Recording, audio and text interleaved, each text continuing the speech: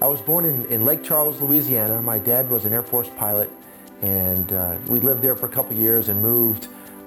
Shortly thereafter, my dad was killed in an airplane crash, and we moved to Minnesota, and my mom remarried. We ended up in Miami, where I went to high school at Miami Palmetto High School and got involved with the wrestling program there.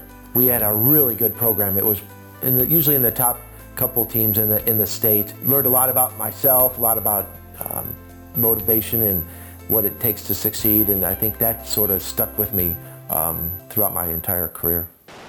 I wanted to go to the Naval Academy because I wanted to be a Navy pilot, and the opportunity to fly jets off of carriers I thought was the greatest part of aviation.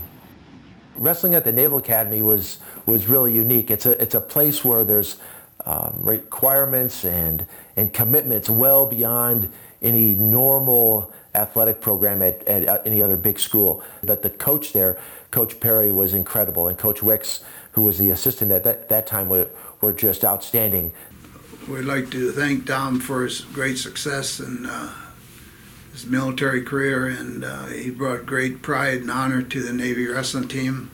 Under Coach Peery and myself, Reg Wicks, Lloyd Keyser, and Wayne Hicks all helped form this young man into what he became, and he was an outstanding individual off and on the mat. They offered me the opportunity to be on a team and wrestle at a level I never really thought I was capable of coming out of high school.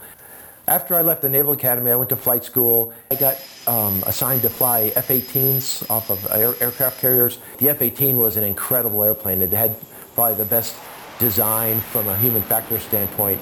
And I did that in several different deployments. I remember going to Desert Storm and flew F-18s there for that 6-month deployment. Transitioned to a test pilot as a tour that occurred after that. And as a test pilot, it gives you the resume then to apply to NASA, which has always been a dream. I applied a couple times, was selected on the second go-around, and went to Houston and trained as an astronaut with the 15th class of astronauts.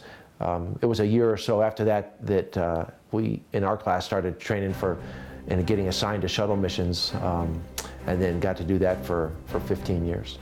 To be an astronaut where you get treated with way too much respect, you have this opportunity not to just to fly in space, but to work with the most incredible group of people that I've ever been a part of.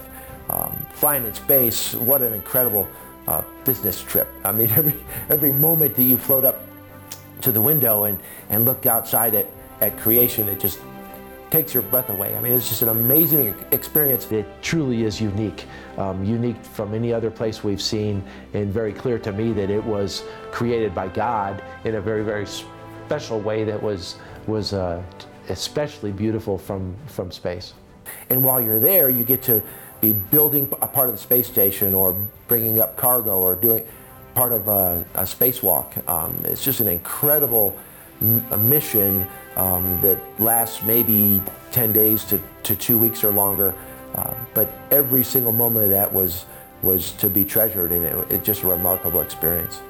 At NASA, I was fortunate to fly 4 different space shuttle missions, and the third and fourth ones, I was the commander, and the commander is like the captain of the airliner. You're responsible for the conduct of the flight and all the objectives to be reached.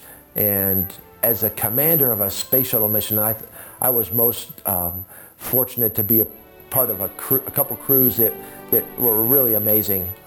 And to come back from that flight and to have accomplished everything that we set out to, all of the spacewalks on that fourth flight, for example, we did 5 spacewalks, were just done perfectly. We got a robotic arm built, we got a Japanese laboratory attached to the space station, and looking back at that, working with that team of people and being the commander of that flight I think that's clearly the most rewarding thing that I got to do there. I think I remember Dan Gable saying that after wrestling everything is easy, but sitting on top of a rocket with 6 million pounds of fuel was a little bit more difficult than that quote might have alluded to. So you're sitting there on the launch pad waiting for this ignition to occur, and when it does, it literally shakes the seat, the entire vehicle, like your parents might have tried to shake some sense into you when you were a kid, and it was powerful, just staggering how much thrust and force was underneath you, and you knew that you were just along for an amazing ride here for a couple minutes until you got on orbit. I think wrestling has taught me everything that I've needed to succeed in this career that I chose. The motivation, the focus, the perseverance, I think that I learned only on the mat, was with me as a test pilot, was with me flying in combat missions. It certainly was with me on space shuttle flights as we were preparing to go into space. There is a process that's not unlike preparing for a wrestling season. You take advantage of every day, every hour to make yourself better. You focus on trying to do everything perfectly, and if you do that, you know that when you finish, you've done your very best. I've got a wonderful family. My wife and I, Wendy, we met at the Naval Academy. She's the superstar athlete of the family. She was an all-American swimmer. We've been married for 35 years, and we've got 2 kids. Kimberly is an autism specialist, and the other child we have is Andrew, who went to the Naval Academy and is in the Navy doing special stuff that we can't really talk about, but super proud of both of them. To be included in this group of superstars in the sport is beyond anything I ever really thought about happening. It's like winning a gold medal in the Olympics to be included in this group. I'm just unbelievably appreciative of this opportunity to be with this class and share that I think that wrestling is an opportunity to just grow hugely and do great things with that.